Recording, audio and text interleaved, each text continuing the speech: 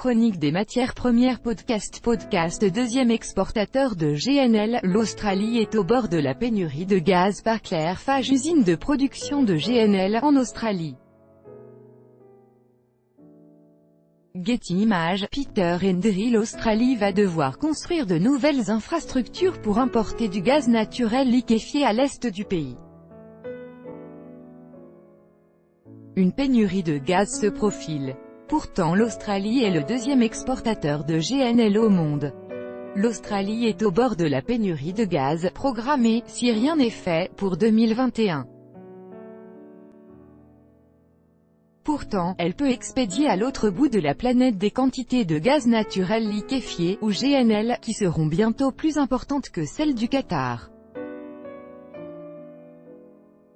Mais cette production nouvelle de gaz australien est destinée exclusivement aux exportations de gaz, il est liquéfié pour rejoindre les méthaniers et prendre les mers, vendus sur des contrats à long terme.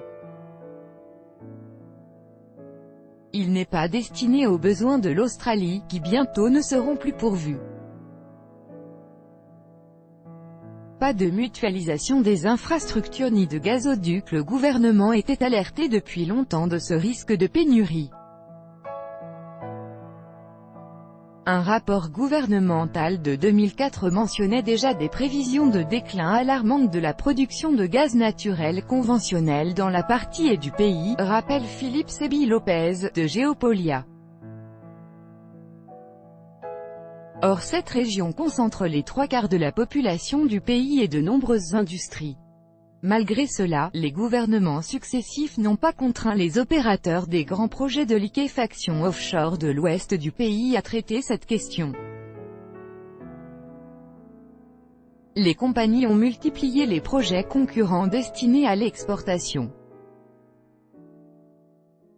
Des projets pharaoniques, 15 à 50 milliards de dollars chacun, plutôt, Gorgon, Wheatstone et bientôt Ichthys et Prélude, sans aucune mutualisation des infrastructures et a fortiori sans gazoduc qui aurait rejoint les États les plus peuplés d'Australie, le Queensland, la Nouvelle-Galles du Sud et Victoria.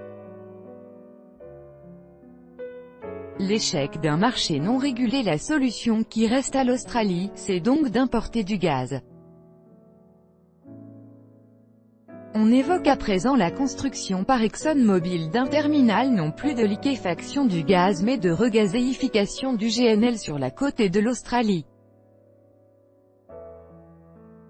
Ce gaz qui viendra de partout, le consommateur australien le paiera au prix fort, l'exemple même de l'échec du marché non régulé, résume Thierry Brosse, chercheur à l'Oxford Institute for Energy Studies, archive 1, 2, 3. Suivant, dernier, nouvelle version de la charte minière en Afrique du Sud. La nouvelle charte minière est toujours en chantier en Afrique du Sud.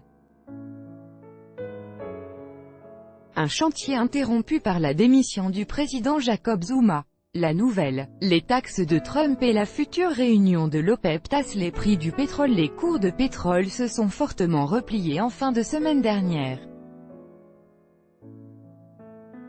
En cause les sanctions commerciales bilatérales entre les États-Unis. La Côte d'Ivoire et le Ghana veulent coordonner leur vente de cacao. La Côte d'Ivoire et le Ghana affichent de plus en plus leur rapprochement pour éviter un nouveau plongeon des cours du cacao.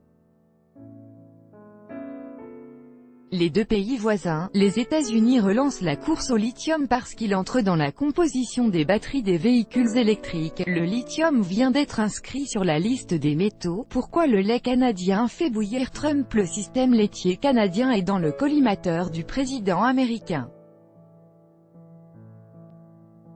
Donald Trump a quitté le Québec en envoyant un tweet pour épargner l'eau du Nil. L'Égypte importe du riz pour la première fois. C'est l'une des dernières mesures prises par le précédent gouvernement égyptien, remplacée la semaine dernière par le 1, 2, 3.